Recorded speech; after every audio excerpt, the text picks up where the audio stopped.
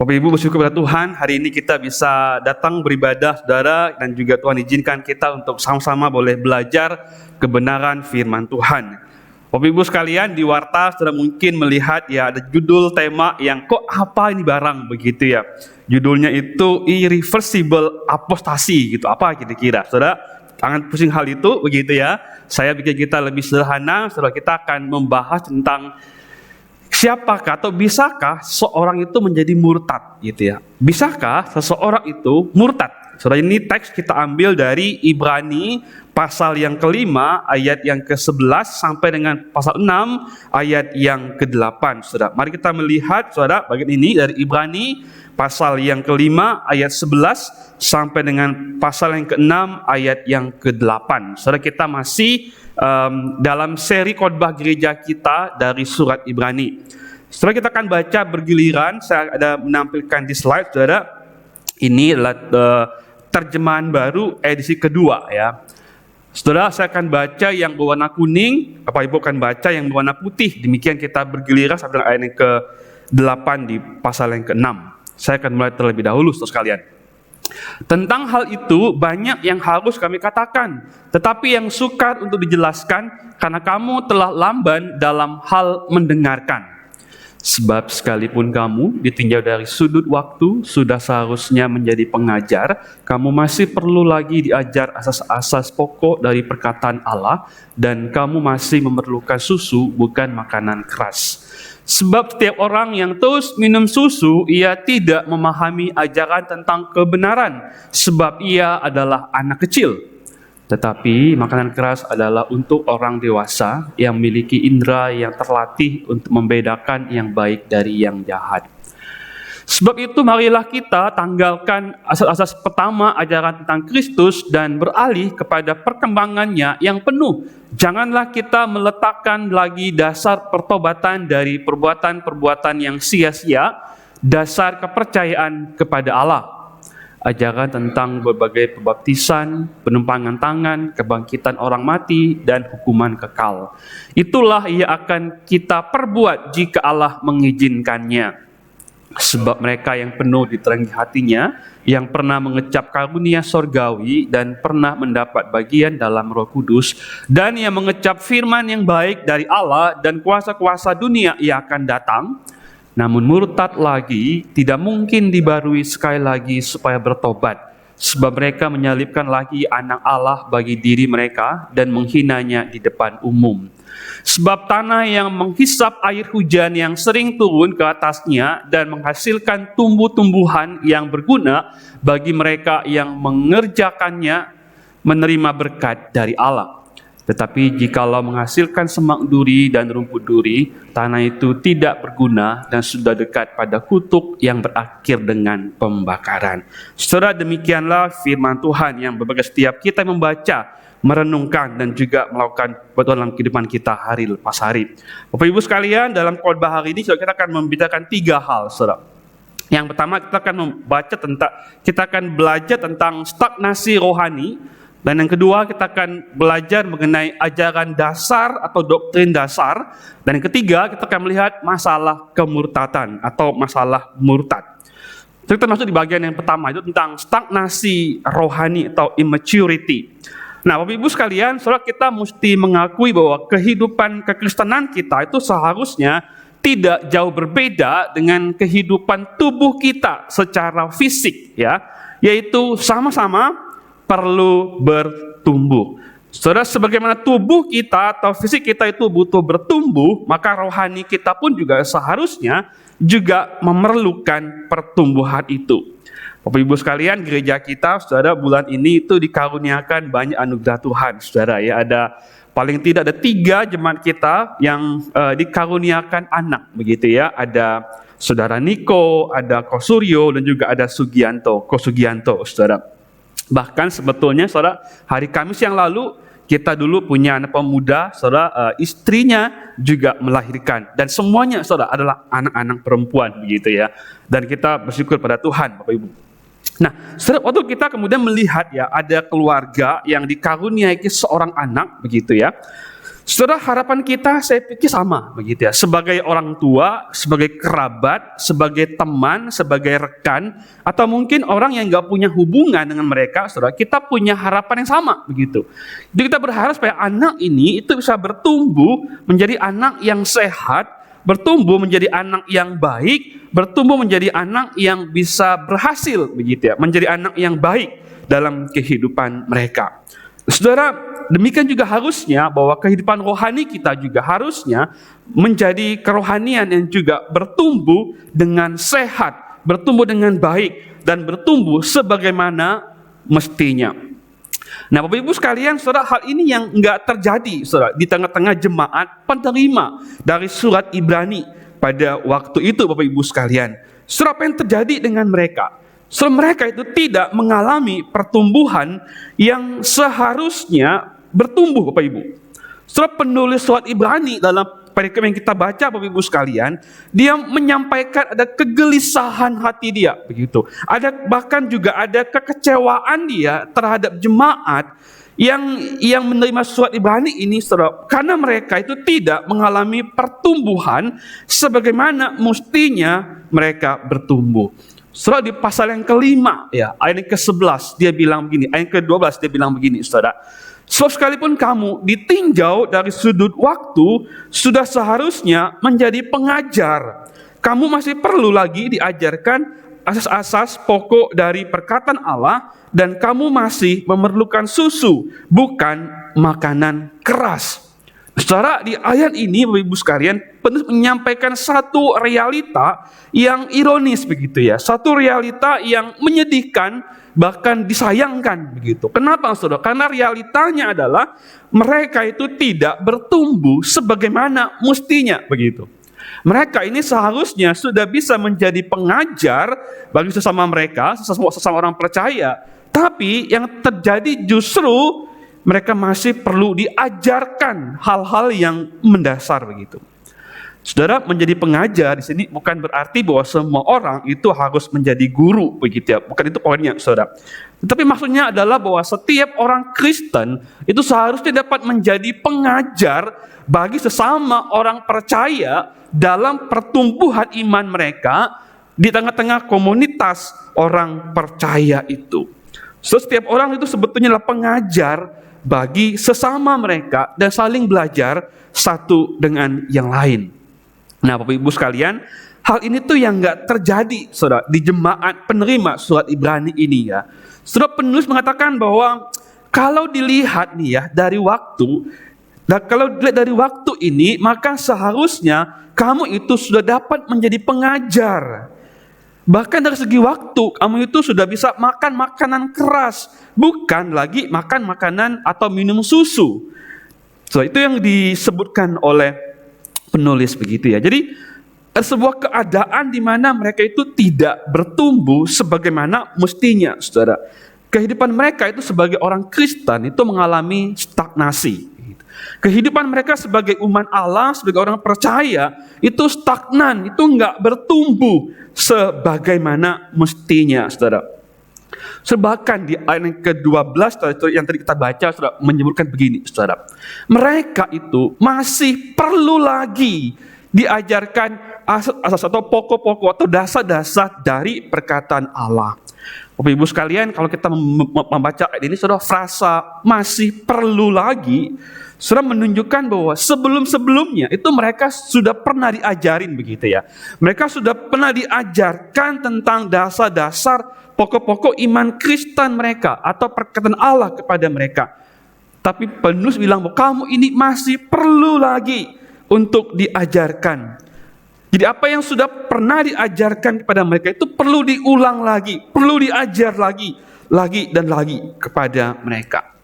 Nah, Bapak Ibu, kenapa begitu ya? Kenapa demikian? Kenapa mereka perlu diajar lagi hal-hal yang sifatnya mendasar? Kenapa mereka perlu diajar lagi dasar-dasar perkataan Allah kepada mereka? Kenapa, Bapak Ibu sekalian?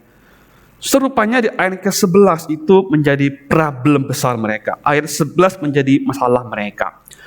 Ayat 11 bilang begini, tentang hal itu Banyak yang harus kami katakan, tetapi yang sukar untuk dijelaskan karena kamu telah lamban dalam hal mendengarkan. Kamu telah lamban dalam hal mendengarkan. Nah, Bapak Ibu sekalian, apa sih arti kata lamban di sini, Saudara? Apakah lelet begitu ya? Apakah lemot begitu? Saudara, kata lamban di sini dalam beberapa terjemahan Inggris Saudara menerjemahkan dengan kata malas untuk mengerti, begitu. Lazy to understand. Atau juga ada yang lambat atau slow begitu. Ada juga yang mengatakan dengan sluggish, Saudara. Membosankan gitu, atau mereka lambat sekali, malas sekali untuk mendengarkan. Nah, Saudara, kata lambat ini nggak ada hubungannya dengan masalah intelektual begitu ya. Kata lamban nggak ada hubungan dengan masalah kepintaran, nggak pintar, masalah intelektual, bukan, Saudara. Tapi lamban ini bicara mengenai sikap hati ketika mendengarkan pengajaran. Lamban ini menunjukkan sikap hati yang malas, yang tidak punya gairah, yang tidak punya antusias, yang tidak punya kerinduan, bahkan yang tidak peduli terhadap hal-hal yang sifatnya pengajaran, hal-hal yang sifatnya mendasar bagi pertumbuhan iman mereka. So, itu maksudnya lamban, Saudara. Jadi nggak punya kerinduan, nggak punya dorongan, nggak punya gairah untuk belajar hal-hal yang membangun daripada kehidupan iman mereka.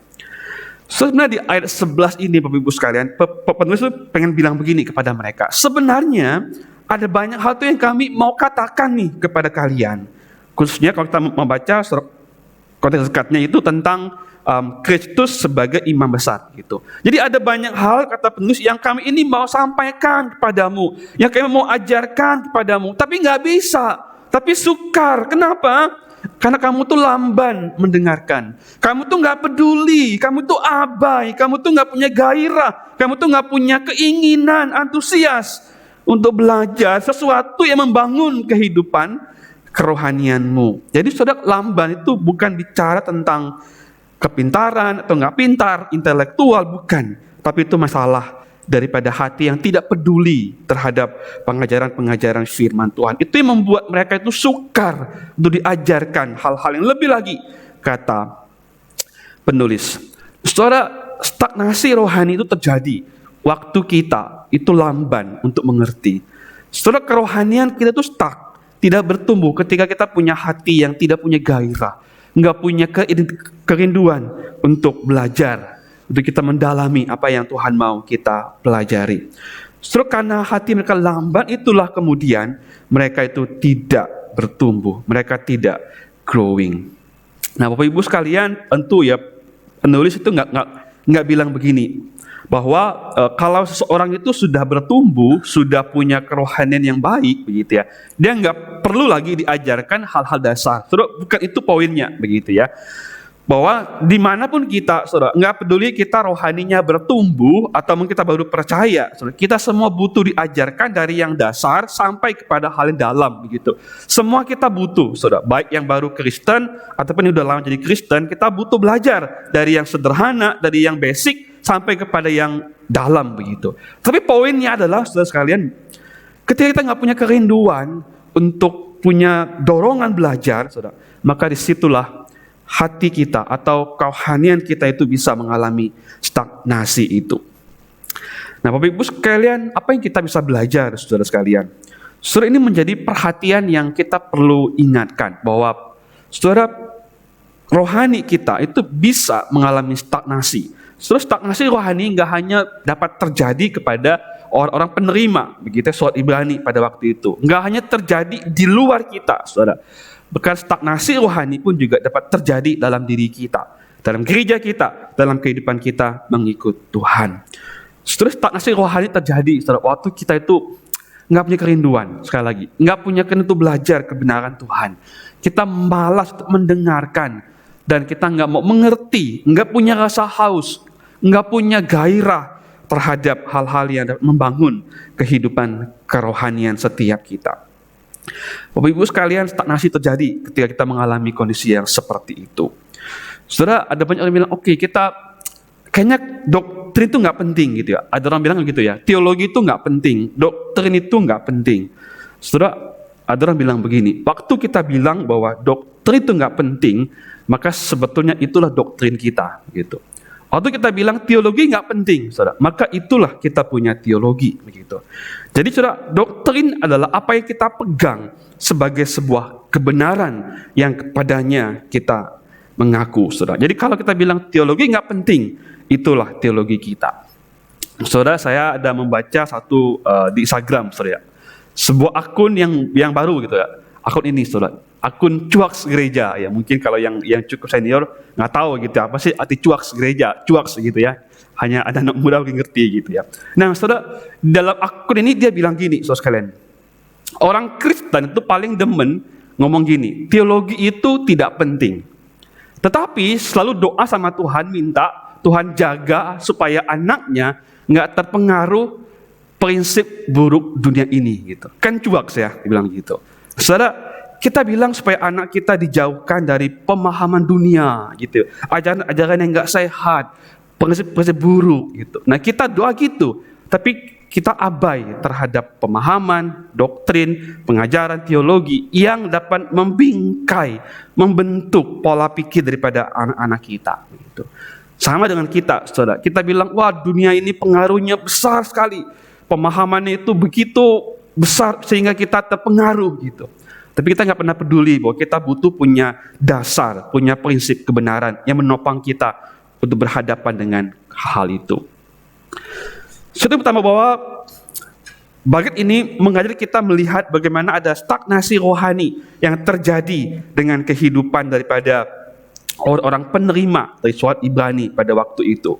Yang kedua, penulis itu mengajar kita atau untuk kita melihat tentang ini, saudara, tentang dasar, ajaran-ajaran dasar, itu doktrin dasar. Kalau tadi dia bilang bahwa mereka itu mengalami stagnasi rohani, dia bilang supaya mereka tidak punya stagnasi, mereka perlu belajar lagi, saudara, hal-hal yang sifatnya dasar, yang sebetulnya begitu ya, yang sebetulnya hal ini nggak perlu lagi diajarkan, tetapi karena konteks mereka yang stagnasi, sehingga ini perlu lagi untuk diajarkan kepada mereka. So di pasal yang ke-6 ayat yang pertama bagian A bilang begini, sebab itu marilah kita tanggalkan asas-asas pertama ajaran tentang Kristus dan beralih kepada perkembangannya yang penuh. Saudara, ayat ini saudara tidak berarti bahwa penulis itu mengajak pembacanya untuk meninggalkan ajaran dasar tentang Kristus, begitu ya, lalu mengabaikan Kristus, gitu. Saudara, bukan itu maksudnya, bukan meninggalkan ajaran Kristus dan seterusnya, begitu. Tetapi saudara, maksudnya adalah bahwa marilah sekarang kita itu beralih, berpindah, kita bertumbuh kepada perkembangan ajaran tentang Kristus yang lebih penuh dan lebih utuh. Saudara, penulis itu mengajak jemaat supaya mereka itu beralih atau mereka itu berpindah dari pemahaman yang dasar kepada pemahaman yang makin bertumbuh, makin lengkap, makin utuh tentang Kristus. Bapak Ibu, kita tentu saudara menyadari bahwa kita manusia itu nggak mungkin bisa mengerti, memahami Allah dengan utuh seutuh-utuhnya. Sampai nanti kita meninggal dunia, kita ketemu Tuhan muka dengan muka, baru kita mengenal Dia dengan sempurna, begitu. Tetapi saudara, maksudnya adalah bahwa dalam kehidupan kita mengiring Tuhan, kita perlu punya satu kerinduan, satu dorongan yang kuat untuk bukan hanya belajar hal-hal sifatnya mendasar, tetapi juga belajar hal-hal yang membuat kita bisa bertumbuh, makin kenal Tuhan, semakin utuh, semakin dalam, dan semakin dalam lagi. So, itu maksudnya yang penulis sebutkan dalam bagian ini, saudara. Saudara, hal ini juga menjadi sebuah perhatian juga bagi kita, begitu. Apakah kita itu menjadi gereja atau apakah kita menjadi orang percaya yang berjalan menuju kepada pertumbuhan rohani, menuju kepada pemahaman Kristus yang makin bertumbuh, makin utuh, ataukah kita sedang berada dalam kondisi yang stuck, begitu. Bapak Ibu sekalian, kita bisa sedikit mengevaluasi hidup kita, Bapak Ibu sekalian. So, waktu kita baru jadi orang Kristen, waktu kita mungkin baru percaya, kira-kira pemahaman kita tentang Tuhan itu apa sih? Gitu. Apa yang kita pahami tentang Kristus? Apa yang kita memahami tentang Allah? Gitu. Lalu coba kita evaluasi sekarang, begitu. Apakah pemahaman kita itu bertambah, berkembang, bertumbuh, ataukah kita hanya memahami hal-hal yang itu saja, begitu. Saya harap kita sudah punya pemahaman yang makin growing, makin bertumbuh Bapak Ibu sekalian. Saudara, dalam bagian ini ada 3 hal yang penulis itu ingin kita atau ingin jemaat itu ngerti dengan baik begitu. Apa sih yang perlu dipahami sebagai dasar yang harusnya nggak perlu untuk diulang kembali Bapak Ibu sekalian. So, yang pertama dia ingin bilang gini bahwa ada 3 ajaran dasarnya. Yang pertama bahwa tentang pertobatan. Saudara, kalau kita membaca di dalam ayat yang kedua, kita akan melihat tentang konsep tentang pertobatan yang dijelaskan oleh penulis dalam bagian ini. Saudara, penulis bilang gini kepada mereka bahwa pemahaman akan pertobatan dan perbuatan yang sia-sia itu seharusnya sudah menjadi pemahaman atau sudah menjadi bagian yang integral, gitu. Bagian yang sudah melekat dan kita yakini dalam hati kita. Saudara, kita perlu mengerti bahwa pertobatan kita itu bukan hanya kita perlu bertobat dari hal-hal yang tidak berkenan pada Tuhan. Saya kira kita sepakat gitu, bahwa kita perlu bertobat dari perbuatan yang sia-sia, yang tidak menyenangkan Tuhan, perbuatan yang tidak berkenan pada Tuhan. Itu kita sepakat hal itu, saudara. Tetapi saudara sekalian, yang kita juga nggak boleh abai adalah kita juga perlu bertobat dari kesombongan kita yang menganggap bahwa perbuatan baik perbuatan baik kita itu dapat membuat kita diselamatkan oleh Tuhan. Saudara, kita perlu bertobat dari 2 hal ini, saudara. Kita perlu bertobat dari kehidupan yang perbuatan yang tidak berkenan pada Tuhan, saudara. Ini tipe anak bungsu, saudara sekalian. Tapi juga kita perlu bertobat dari kesombongan diri yang merasa bahwa saya sudah cukup baik sehingga saya layak untuk mendapat anugerah keselamatan. Itu tipe anak sulung, Bapak Ibu. Saudara, kita perlu memahami ini dengan baik, dengan lebih dalam, saudara. Dan ini sebetulnya pemahaman kita yang kita sudah pegang dari awal waktu kita mengikut Tuhan, yang kita nggak perlu seharusnya terus diulang dan diulang. Saudara, kalau kita melihat tentang pertobatan sekalian, ini menolong kita mengingat bahwa kita adalah orang-orang yang perlu bertobat untuk menerima anugerah keselamatan dari Tuhan. Saudara, kita mengerti bahwa Injil itu memberitahu kita bahwa kita diselamatkan itu oleh kasih karunia Allah dalam Kristus, bukan oleh perbuatan baik kita. Saudara, kita dikasihi, kita diterima oleh Allah itu karena Allah berbelas kasihan kepada kita, bukan karena kita layak untuk mendapatkan kasih daripada Tuhan. Suatu waktu Allah mengasihi kita, yang Ia lihat dalam diri kita itu adalah anak-Nya. Jadi kita orang percaya dalam Kristus, kita dikasihi oleh Allah karena Allah melihat kita, Ia melihat Kristus yang hidup dalam kita.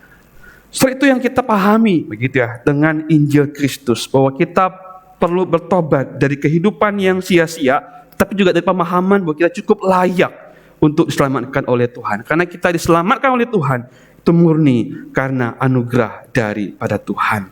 So, ini pemahaman mesti clear gitu. Kita mesti memahami dengan baik sehingga kita waktu kita menjalani hidup ini, kita tidak mengandalkan perbuatan baik kita untuk kita dikasihi, diterima oleh Allah.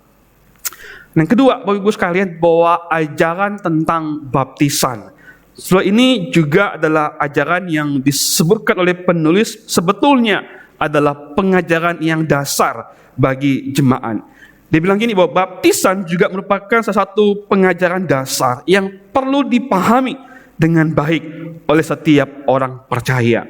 Selain itu sebabnya setiap kali kita melihat bahwa ada orang-orang yang baru pertama kali bertobat, pertama kali percaya Tuhan, kita rindu supaya dia menyatakan iman dia melalui apa? Baptisan. Begitu. Karena ini adalah pemahaman yang dasar.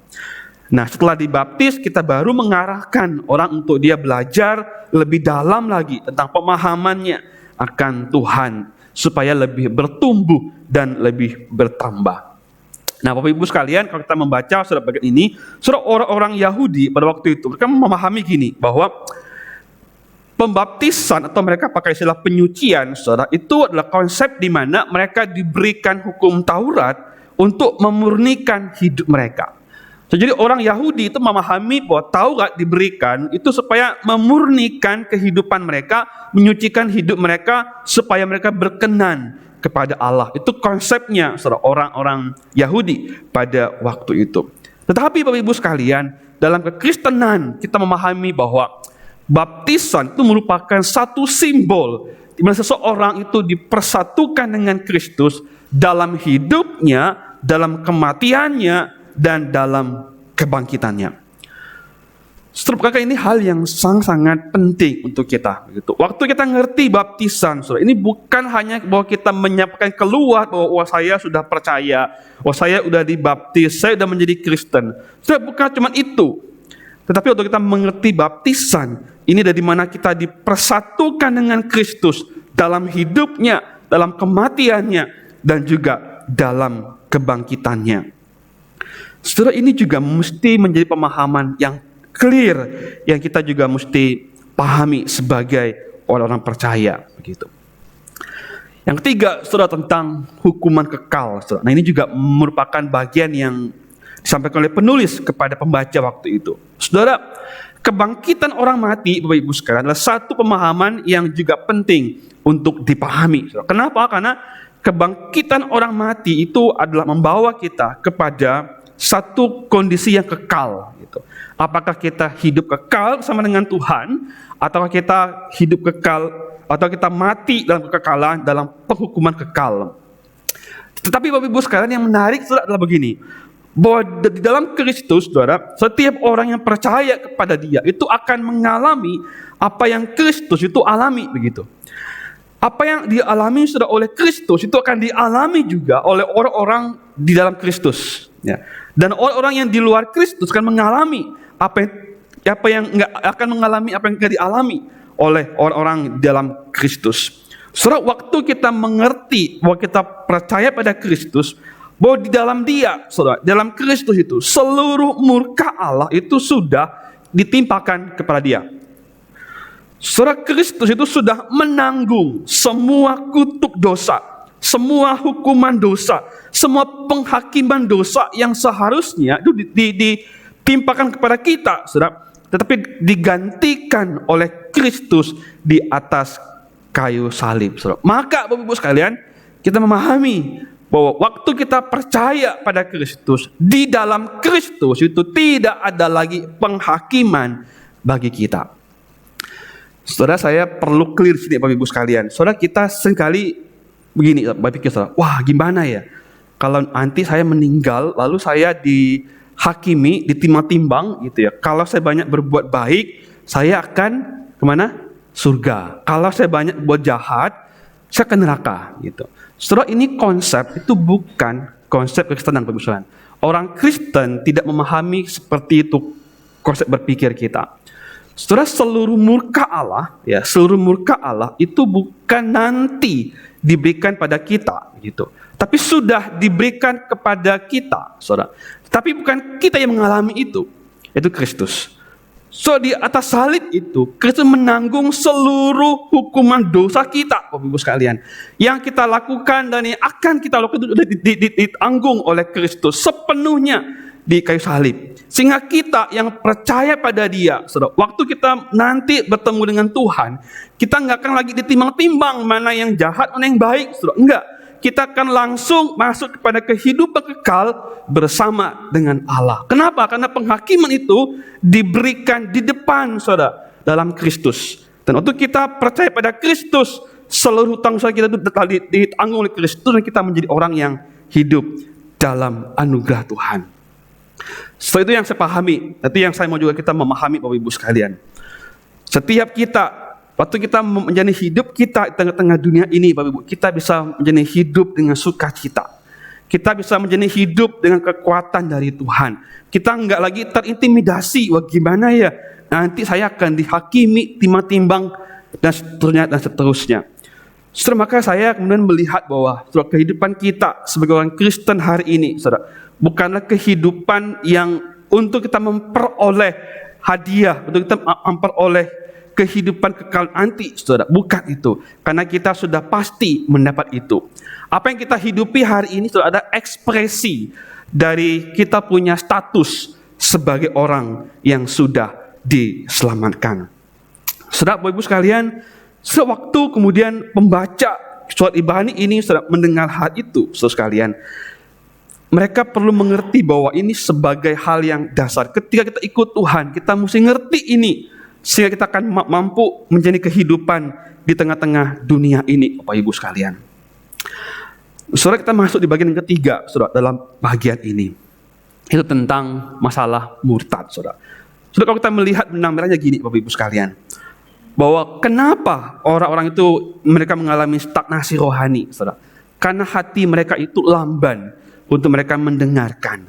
Dan saudara sekalian, hati yang lamban mendengarkan itu bukan hanya membawa orang kepada stagnasi rohani, tetapi juga mungkin membuat seseorang itu menjadi murtad dan meninggalkan Tuhan. Bapak Ibu sekalian, saya pernah khotbah ini beberapa minggu yang lalu. Kalau saudara masih ingat, saudara, di dalam khotbah saya sempat menyinggung masalah ini, masalah murtad. Saudara, saya tetap dalam pemahaman saya bahwa saudara, orang yang murtad itu adalah mereka yang memang sejak awal mereka tidak atau belum percaya pada Tuhan. Jadi apakah orang percaya, orang yang sungguh percaya Tuhan bisa murtad? Saya bilang tidak, saudara. Tapi orang yang bisa murtad adalah mereka yang memang sejak awal mereka menolak untuk percaya. Mereka menolak untuk percaya kepada Tuhan. Meskipun kita baca tadi ya, saudara, dalam Ibrani 6, kita melihat bagaimana mereka itu, saudara, mendapatkan ada banyak anugerah Tuhan gitu. Saudara, dikatakan gini, hati mereka itu pernah diterangi gitu ya.